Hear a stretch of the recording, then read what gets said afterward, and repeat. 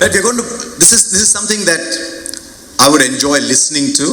So hopefully I can ask the questions that all of you will enjoy listening to as well, because it's a very exciting theme. It's called the making of a sports star, and that's what Boost does. They're interested in sports stars, and we've got 4 stars over here. We sometimes look at John and think of John as a coach. He made 5,000 test runs, and he made a few against India too. And we in India love to hate him because he took the catch that denied Tendulkar becoming the youngest test centurion. So thanks for that, John. So we'll talk to John and Anil and Dhoni and Sehwag about these things. I just thought I'd set the scene about the making of a sports star, because I've had the opportunity of looking at a lot of people around, and I thought I'd talk to them about the role of talent. We celebrate talent such a lot, but also the little experiences that make people who they eventually become. And I've seen that with a lot of people, that the cricketers they become are actually a reflection of the people they are. So we'll talk about a little bit about that. This is going to be a cricketing discussion, not a newsy discussion, by the way, sir. I'll start with the India captain on the left. Becoming the player that you actually became.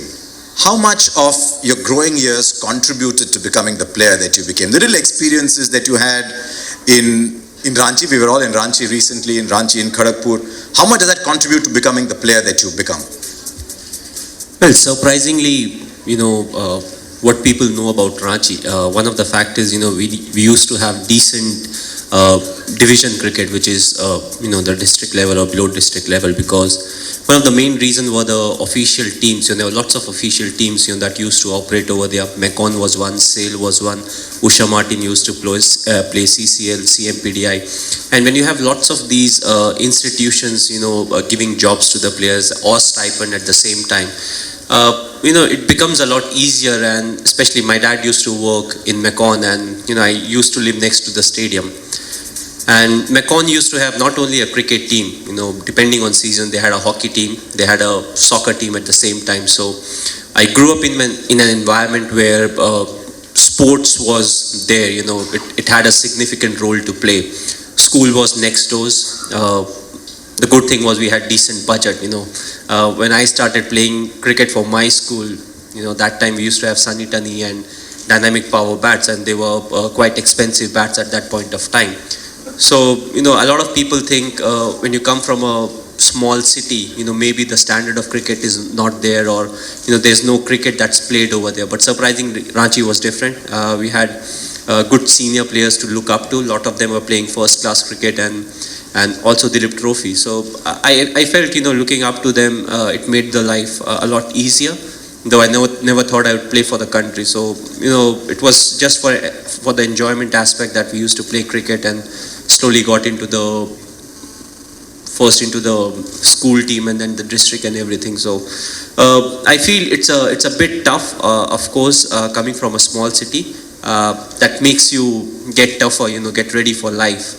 But I don't think it's that tough nowadays. The reason being, all the matches are covered nicely by the media, and if you score runs consistently, you are projected well. So overall, I think there is not much of a difference. It's just the fact that you don't need to crib about what you don't have. Whatever facilities you have, try to make the most of it, and you'll be successful. You can tell when you become the cricket captain that in one answer you tell everything that everyone wants to ask. So well done. Viru comes from a big city. Though, but you had many experiences that made you the person you were. Changing buses, going to long distances. Did that make you value what you got? Because sometimes, as he said, as the facilities increase, I find with a lot of young kids, maybe they're not valuing what they have. Did you find that because you had to work hard to get what you did, you valued what you got? I think absolutely, because I still remember, there was no ground where I was living in Delhi's place name called is Najafgarh. The place is famous for gangsters, not for cricketers or not for anything else. And I was playing there, and there was no facility, so I have to travel to at least 40 kilometers to practice and to play the game of cricket. So, and my mom and my dad told me that if you have to earn something, you have to work hard, and you have to be patience, and you have to concentrate on your focus. So whatever you want to do it with your passion, until the time you're studying, you can do whatever you want to do. We will not ask you do this or do that. So thanks to my parents, they supported me really well. And I still remember that my mom was getting up with me at 4:30, making a lot of pratas for me, and so make sure I'll eat pratas before I leave home, and then I can have the same pratas in the lunch. And I think that hard work pays, and I was not expecting that I can play for India, because the way I was batting, I was scoring only 40-50 runs. So I never score 100. But you were scoring them in 15-20 balls? Not in 15-20, yes, maybe in 30 balls. And so my under-19 days, I just played 2 years for Delhi and just scored 100. And luckily, I got selected for the under-19 World Cup team, where Srikanth was the coach. And first time I met him, and he seen my batting. He was calling me that, you are Wim Richard of my team. And I was looking at him like, I was shocked. I said, don't say this, because I'm not. Don't compare me with Richard. So he said, no, your game is such a like that. If you work hard, concentrate on your batting skills, so maybe you will improve and you can play for India. And after that, I played for Delhi first class team and scored century in debut. So I think, and I learned a lot with Srikanth, that how to respect, how to give respect to the people, and then you earn respect from the people if you give respect to the people. So thanks to Chika to teaching me all these small things. So one of the things we also learn is that mothers make cricketers. Everyone talks about how the dads give the speeches. I think the mothers make cricketers. But you see a lot of talent, don't you, Anil? You are very gifted yourself, but you saw a lot of talent around. I've seen a lot of talented kids, even some of them in this room, say 13, 14, 15, they become 17, 18, and their talent suddenly dies. Is managing talent very important to become a sports star? I believe, talent is not just, you can't separate talent and hard work and expect that with talent you can go on and play for a long time. You need constant monitoring of that particular talent, which is extremely important. Identifying talent as one, but monitoring that kind of talent for a period of time till you start teaching them to become self-sufficient. I think that's the most important key in international sport, and I think that's the basic factor for me, identifying that talent and then keeping sure that they're progressing and doing all the right things, especially with so much of distraction and so much of other opportunities that people have currently. So that's the key for me to identify and then nurture it. John, this talent just oozing out of India. There's everywhere you go, you see kids and they want to bat like Sehwag, they want to be like Dhoni, they want to bowl like Anil. There's so much talent coming up everywhere. What would you advise young kids, young parents of very gifted children or just very gifted cricketers themselves? Can talent become an enemy too sometimes because a game can come too easy? I think like it came to the person sitting next to you? Yes, in the top level of cricket, talent's only one bit of it really, because everyone has a lot of talent, and there's a lot of talent in India. I mean, that is, sometimes everyone needs space, and they need to go out and just look at the simple things. And if you're a batsman, it's watching the ball and hitting it, and if you're a bowler, it's just bowling in the right area. And sometimes I feel it gets too complicated and the talent is not allowed to shine through. So I think talent's important, and then it's a certain attitude. And all the boys that are sitting at this table, they have that attitude. You make a very valid point about not putting too much pressure, and I think sometimes I see 16, 17-year-old kids in India and there's too much pressure on them. There's pressure from the coaches to push them to succeed, there's pressure from the parents to make them go and do well, and then they look at people like Dhoni and they see Dhoni coming up from 20, 30 billboards, they see Dhoni making the money he does, and then they think that's the reason to play cricket. What would you tell kids who want to start playing cricket today? Kids who are 17, 18 years old, because they're looking at all you stars. They're looking at you, Anil, Viru, Sachin, UV, all of you stars. Are some of them playing cricket for the wrong reason? What would you tell young kids on how to play cricket at that stage? Before I answer this, it's not actually the 17 years old child. I've seen most of the parents coming up to me. Their children or their child is 6 or 7, and they're like, he plays very good cricket, which academy we should push him to go to. I said, just let him enjoy cricket. Don't push him. By 6, he will start playing cricket. After 10 years of cricket, when he's 16 or 17, he'll retire from cricket. It's important that he enjoys the sport. 6, 7, that's a time when you want the child to enjoy it. Because if he's not enjoying it, he won't do it. You put too much burden on a child saying, study, study, you have to study. The first thing he doesn't want to do is to study. And the same thing is coming with sports nowadays. With cricket now, it's become a professional sport in India. You can make a lot of money. You can live a life. So I think at times the parents, they're putting too much pressure on their child.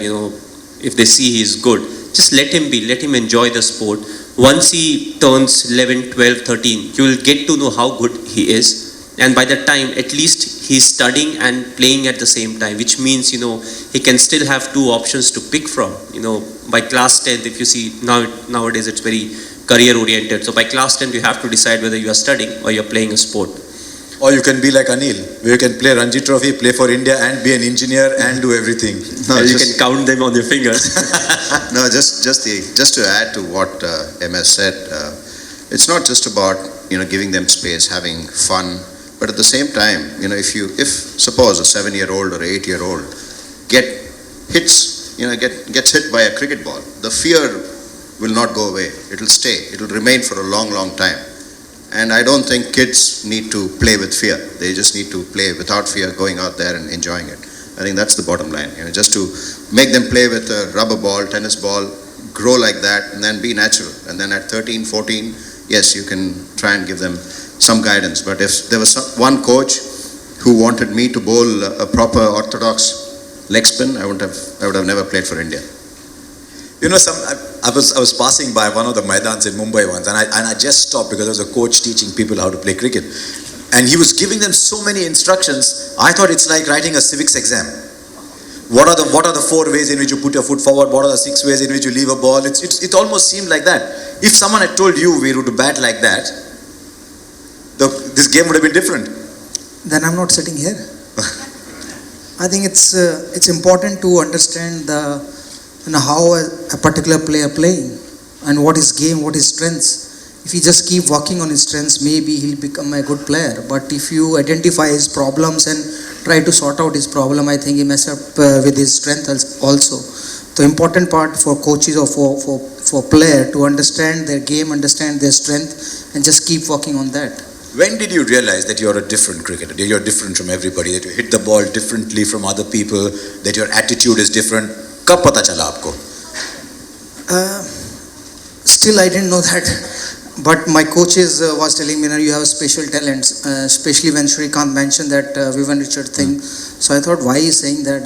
I'm not even close to Richard, but he said the way you are hitting the ball, I think you are very close to Richard. So I said, okay, maybe he's joking and maybe he's making fun out of me. So I didn't realize that time, but gradually when I was playing first class cricket and hitting cricket balls, so now every coach, every player was telling me that you have a special talent to hit the ball hard and to hit the sixes on a regular basis. So that time I think when I was playing first class cricket, that time I realized that I have some special talent. I have to work hard. I have to be concentrate. My batting is not technically correct, but I'm very mentally strong. So it's important to have a good mindset, and realize that what you can do, what you can achieve with your mindset.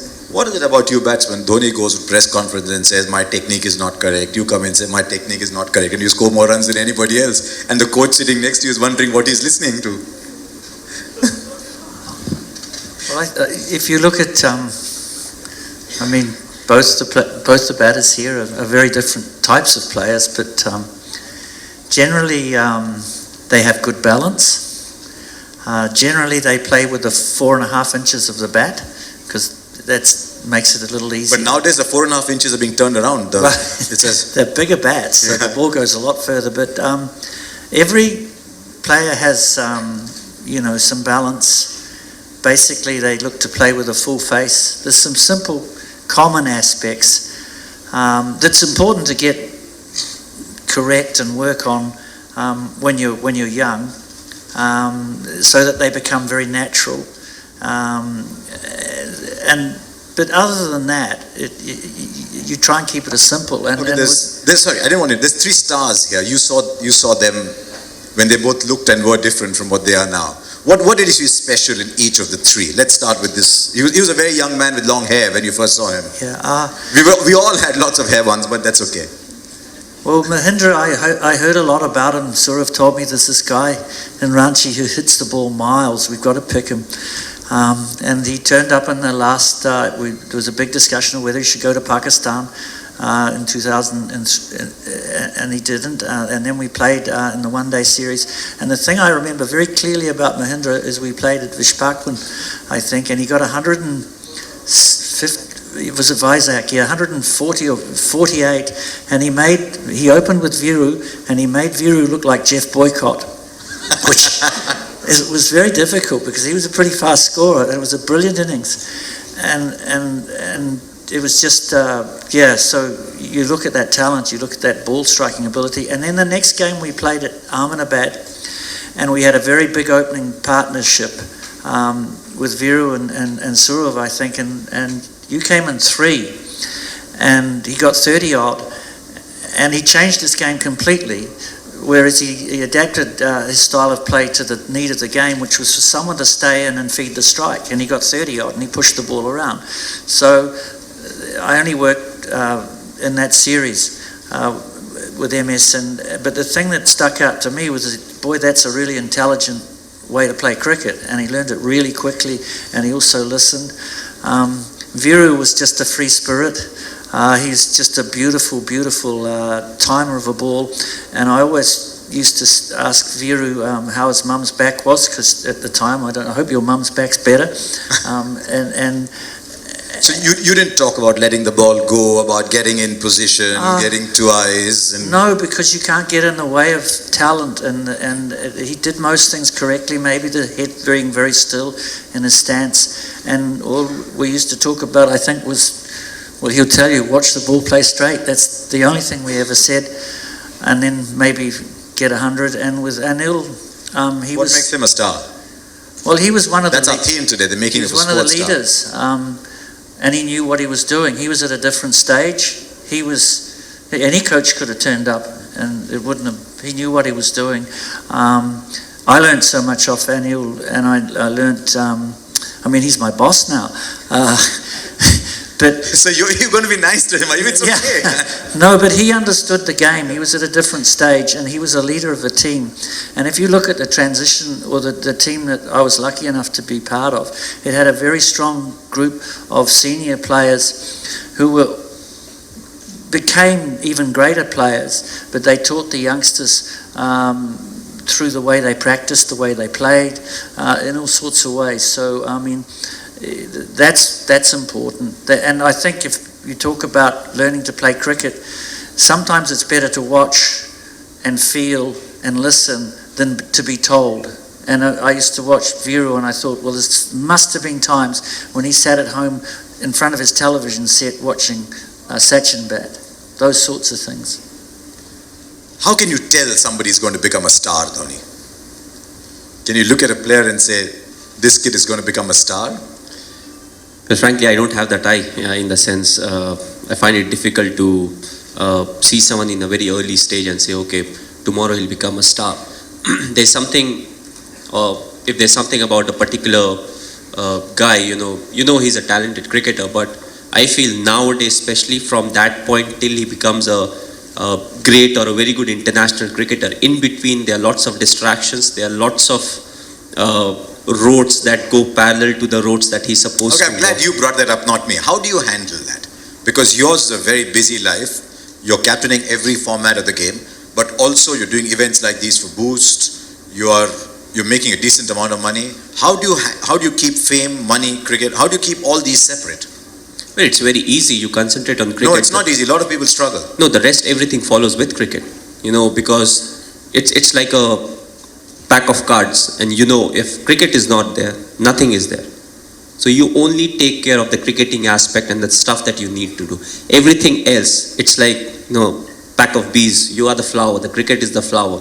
So it will ultimately come there. So what's important for me is to take care of the cricketing aspect.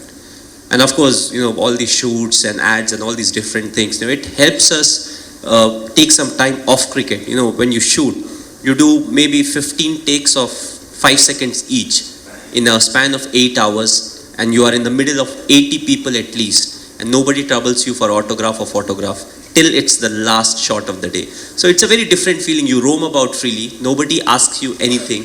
You meet people who are very good in their own profession, you meet very good directors, you meet people from the creative world, you interact with them. So I feel it's very important to switch off, and all these things, they actually help us do that. So he's talking about focus. Do you find that among youngsters? Did you find that in your life that your focus could not vary from what you had to do? Asking me? That's right. Yes. No, I think for me, growing up in Bangalore, a typical South Indian boy had to study hard. That was bottom line. What you did outside of it was... You're an interesting person to ask, because a lot of the time, parents of children who are here, parents of children who drink Boost, they say, but my son has to study. And you did both. Yeah, you need a good... See, it's not just a good body that you need. You need a sound mind as well for you to be a successful person. And in sport, you need both. You need a sound body and a sound mind, and you can do both. It can't go parallel. It has to go together. And I strongly feel that in my case, as long as I didn't give my parents a chance for me to be told to give up cricket, for that to happen, I had to study really hard. So it was important that I focus on my studies. And it was 25 years ago, it was not like this, where day in, day You're out. talking as if you're 100 years older than these two. I feel that way because it's been a long time. Because I get people coming up to me saying that when I was young, I used to watch you play, so that makes me really old. So that's all right. I get gorgeous looking women coming and telling me I've been watching you on television since I was a child. But you're So that's but okay. you're looking younger now, Harsha. Thank you. I was hoping you'd say that. Yes. There's like in my house, my parents never said, you need to study, but at the same time, they never said you have to play. It was more about time management. And I still remember 12th board exams, and I was supposed to play cricket and give exams. So I was pretty worried how I will, go to my dad and tell him I'm supposed to play in between the games. And he was quite relaxed. What he said was, if you have studied the whole year, this one day won't matter. And if you have not studied the whole year, still that one day won't matter. So he was pretty, focused about, he knew me quite well, and he was like, if you have studied, doesn't matter, go and play. आपने कैसे manage किया? मुझसे किसी को expect ही नहीं था कि मैं 10th या 12th के बोर्ड क्लियर करूँगा. So it was very easy for me. So सब लोग ये सोचते थे ये तो पास ही नहीं हो सकता. So when I gave the exam and got the result that I passed in 10th board, they were very happy. So they don't bother about the 12th board. They knew that whatever he'll do, he'll pass the 12th board also. How do you handle stress? Because in your life, there's bound to be a lot of stress. A lot of kids these days have a lot of stress. Cricketers have a lot of stress. What is your attitude to, how do you handle stress? How do you handle failure? How do you handle success? Because you've seen both. I think it's important to switch off and switch on.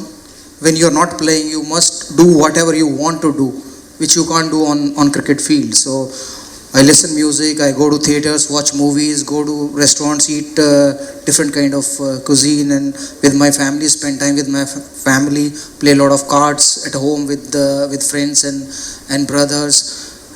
You play cards also aggressively? Yes, Uh-huh. I do.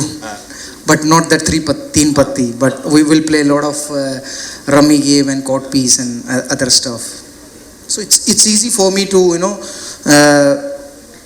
switch off from the cricket, and when you switch off, you don't think about cricket, and there is no stress because you're spending time with your family, you're watching movie, you're listening to music, you're spending time with your friends and family. So it's easy for me, and I learn a lot from my seniors, Dravid and Tendulkar and Ganguly and Anil Bhai. You could not have learned anything from Rahul Dravid. You two are the most different human beings on the planet. Yeah, I tell you one story. We were in Australia in 2003 and 4, and John gave us an off day.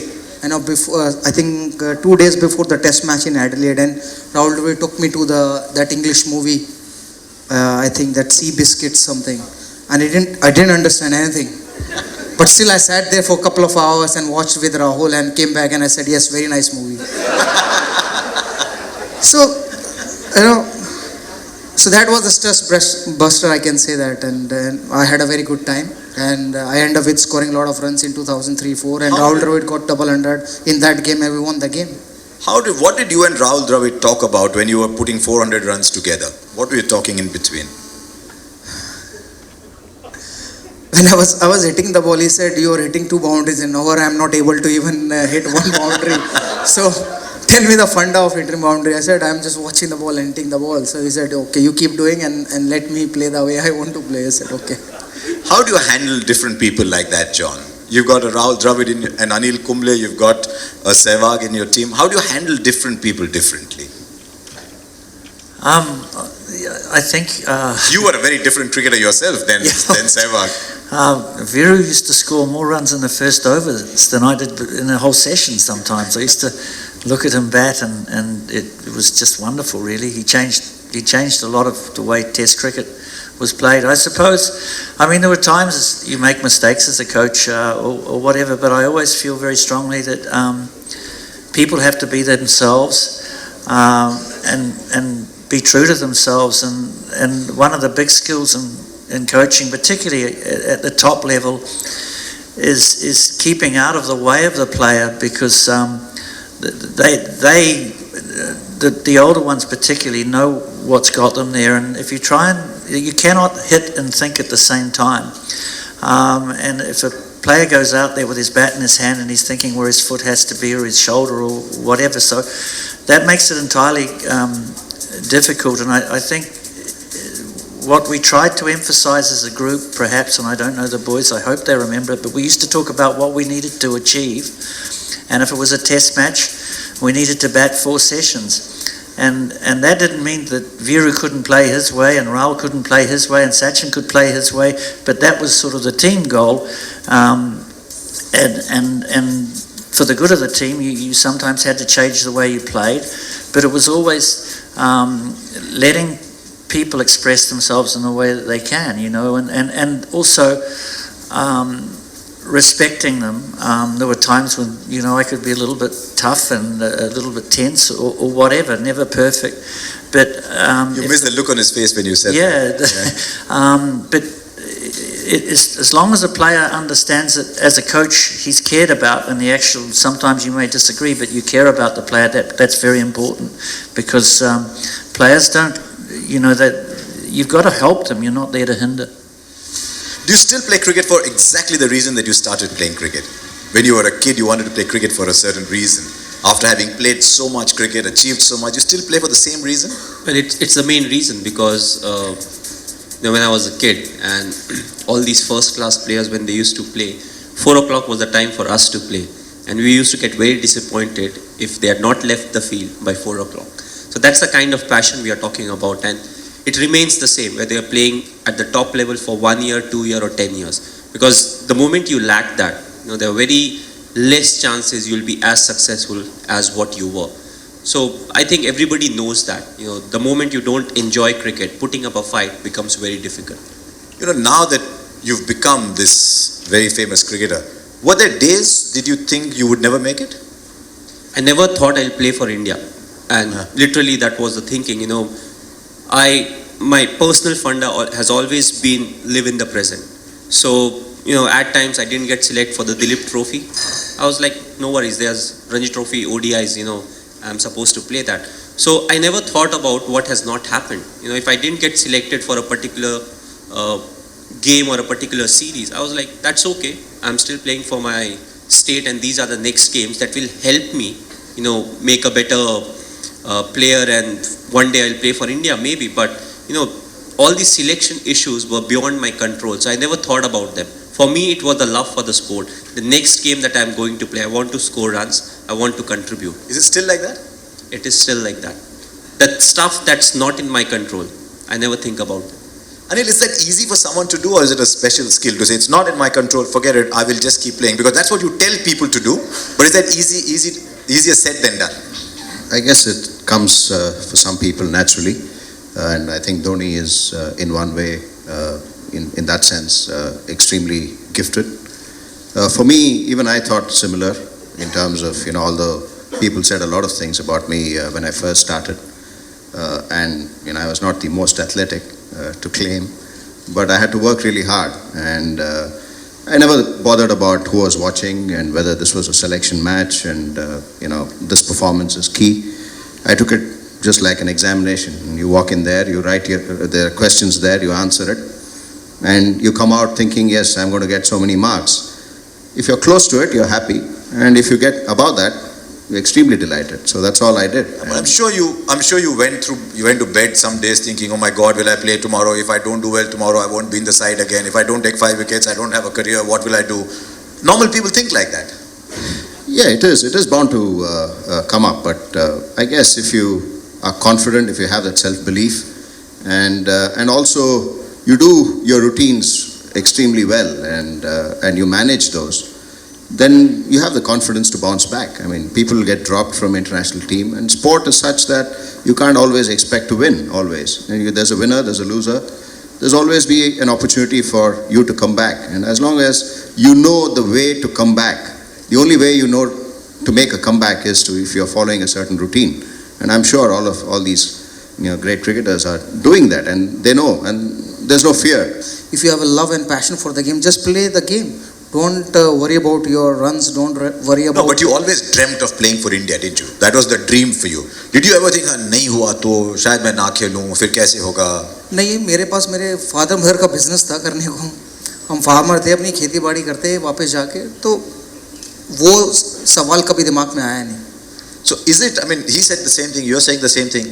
If people worry about things, do they not get them? Yeah, absolutely. If I'm worried about my runs, I don't think so I will score runs. So I better concentrate on singing a song, so maybe I'll score runs. Look at him looking at you. Do you understand this? Because John, in New Zealand, when children are growing up, they're taught to work very hard at what they do and make the best of what you have. It's a different culture, isn't it? Yeah, well, cricket at home it's not like here. Rugby's our national John, this is going to become home for you again. Yeah, yes, so I'm pleased about it. It's fantastic to be back in India. It's a great privilege. Because this is the country that loves cricket, I think, more than any other, and there's a great passion, and I love working with the players that are sitting here. It's just wonderful to be back, and I think the biggest thing is worry doesn't help, and the greatest thing I always felt about playing, and it's not even the same when you're coach, because there's so many things that are out of your control, really, but you've got a bat or you've got a ball. And you've got, if you believe in yourself, you can change selections or worries because you can go out and perform.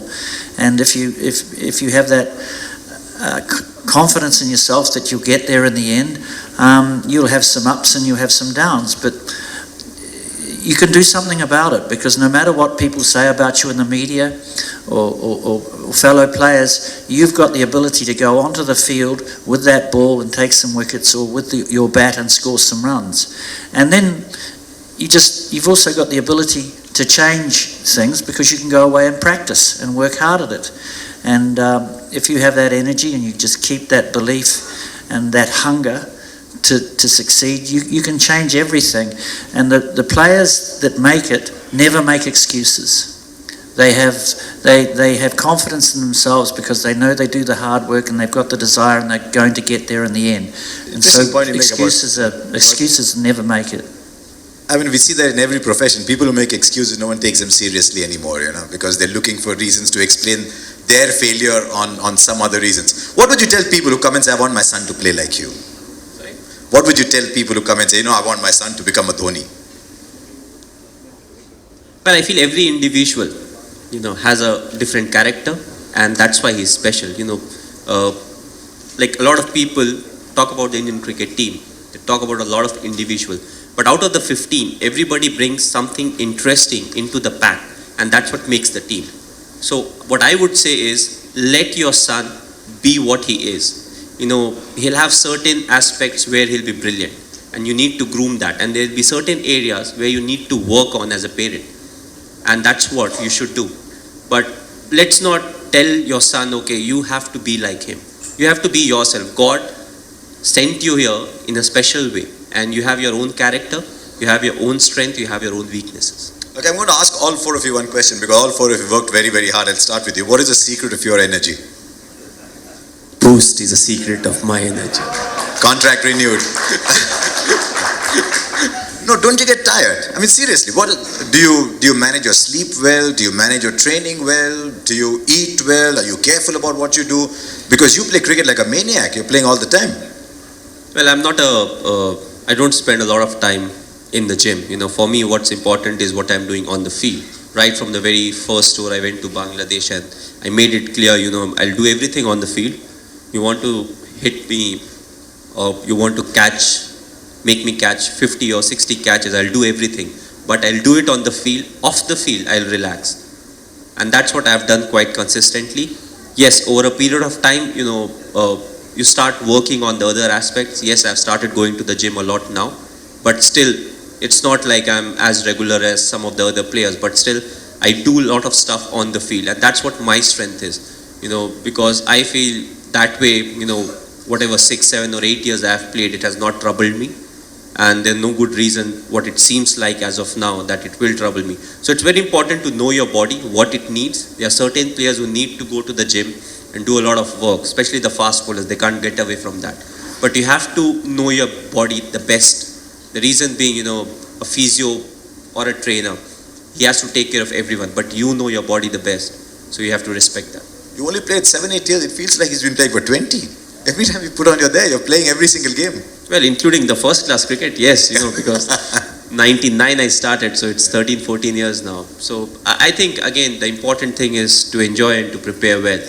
And food is one area where I don't compromise, in the sense I don't eat healthy food. I eat what I want to eat.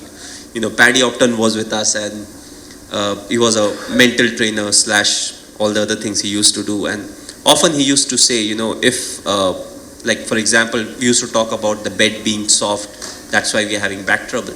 He said, if your back is strong, it will take care of the bed. So you have to make yourself strong. Don't pamper the body too much that it always wants something. I know Anil is very particular about his food too, because I've seen him searching for it so many times on tour. We're both vegetarians, so we know exactly what it is to go searching for food. But you bowled and bowled and bowled and bowled. What was the secret of your energy? For me, it was discipline. I had to train. I was not someone who, could relax and just be myself, because for me, the hand-eye coordination, my eye was not the best. So I had to really train on the field with regard to, taking catches or being out there. At the same time, post the injury, shoulder injury in 2000, I had to really work hard on my shoulder, because that was my bread and butter, to bowl all those overs. So I had to really work hard, keep it going till the time I retired, in terms of keeping it strong and ensuring that it recovered in between matches. And the older I got, the tougher it was for me to recover. So I had to train harder. So bowling came naturally. So, I stopped actually practicing bowling once I crossed 35, 36. So it was only about keeping myself fit to ensure that I'll be able to sustain whatever I have developed as a skill for the last 15 years.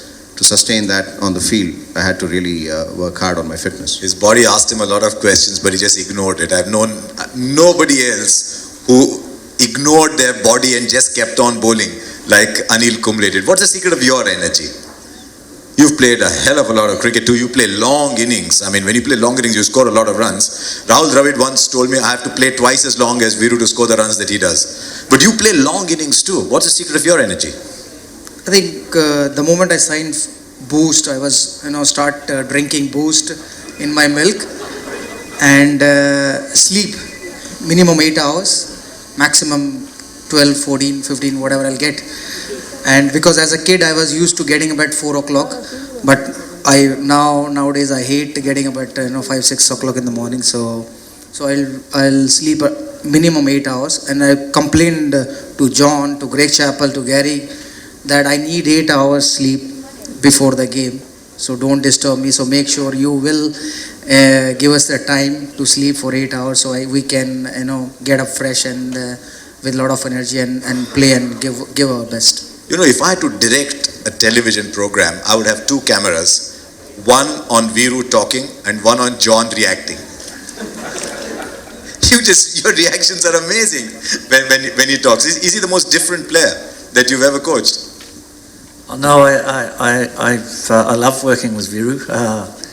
I think he was probably the most exciting player I've ever worked with, because you never knew what was going to happen. If you batted together for 2 hours to lunch in a test match, what would the score be? I might have 10 and he would have 100 and something. I hope we would laugh a lot.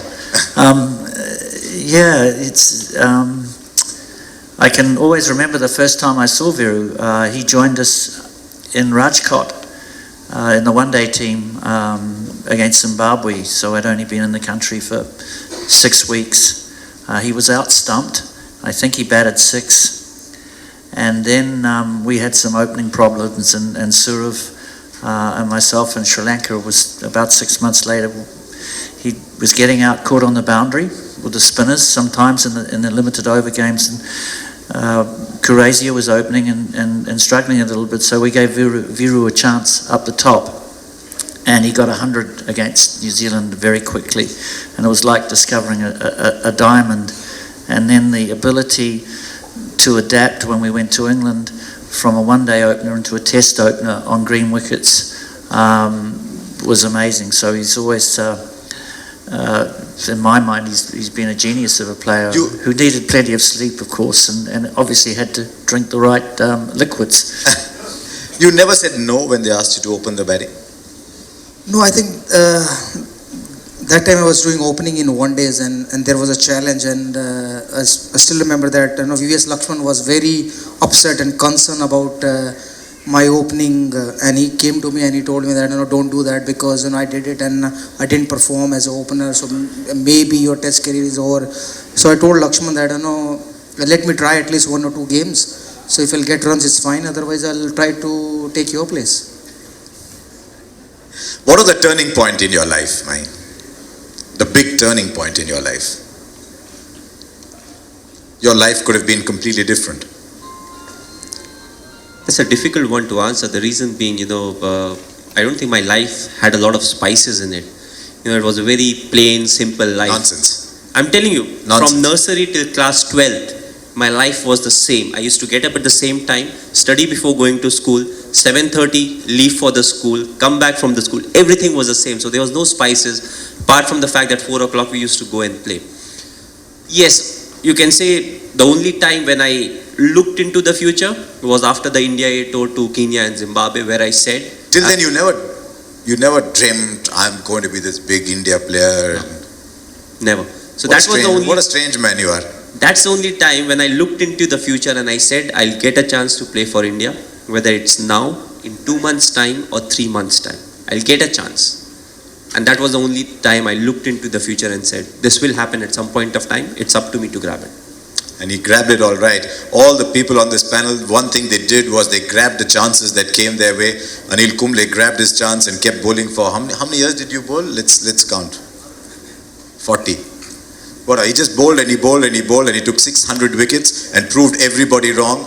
Mai took India to victory in so many cases, and it's a revelation to me that till that time he didn't dream of playing for India. Sehwag made 8,000 runs. He made a double 100 in a limited overs game. He's made God knows how many triple hundreds. But inevitably the runs are more than the balls. Do you aim that your runs should be more than the balls? No, when I started as an opener in Test cricket, I scored my first 100 in 150, 60 balls. You don't seem the kind. I took my time. You don't seem the kind who will count numbers. No. And it's wonderful to have John back in India. If some of you are Chennai Super Kings fans, of course that's bad news, because he's going to be with another side. He's going to be wearing blue, not yellow. But thank you very much, everyone, for coming, and thank you very much for having us. Yeah, as a youth icon yourself, having achieved a lot of fame in very little time, do you feel an artificial sense of responsibility? Do you feel the need to act different to what you are? Do you feel burdened by that fact at times? Yeah, sometimes you do feel a bit not burdened, but you do feel a bit, sort of pressurized by it. But that's all a part of, being in that position. So I cherish, what God has given me, and I try to live up to the responsibilities and the expectations of people, whatever they have from me. And yeah, I would rather be in this position and feel the pressure than not be in this position and say that, okay, I don't have to face any pressure. So I think being under a bit of pressure is all a part of life, in any phase of life. So I'm really thankful for God, thankful to God for the position I'm in right now. I want to be the achiever. There's a lot for me to achieve right now, so I would say I want to be the achiever. Virat, you are the next boost here now. Does it boost you enough to be up against Australia the next series? Well, I'm really honored to be associated with the brand, and it boosts me in every way, in any aspect of life, be it cricket, be it life in general, and it's just a really respected brand, and I'm really thankful to Boost to actually sign me on, and it's a great honor for me. What exactly you are going to lift up next for the Indian team? As I said, there's a lot for me to achieve, and I hope I can, just make people happy with every game that they watch. Try to win as many games as I can for the country, and that's one thing that I've always aimed for since I was a little kid. Seeing myself winning games for India, I used to dream of that. So now I have the opportunity to do that, and I hope I can win many more games for the team and take the Indian team to the top of the world cricket. Yeah, congratulations for you to win Under-19 World Cup and the India Senior World Cup. Thank you. Just keeping fit every day is what works for me, and I would like the kids to take that up from a very young age, and stay fit for the rest of their lives. I think staying fit is the biggest gift that you can have, and I would surely like to see them fit throughout their life. Like in the case of a lot of young achievers who tend to mature faster, who are exposed to the realities of life, and simultaneously they're also at a different level entirely. Do you sometimes feel the same innocence that you once had when you started playing the game? Do you rediscover some of those innocent moments that you must have experienced when you were a kid, even now when you play international cricket? Yeah, there's one thing I think as a cricketer that stays with you for life is when you get out or when you don't do well in a game, you get the same kind of disappointment that you used to get when you were 8 or 9 years old. I think that's something that never changes, and we definitely do have failures, and whenever that happens, you obviously have the same feeling that you used to have even when you were a kid growing up.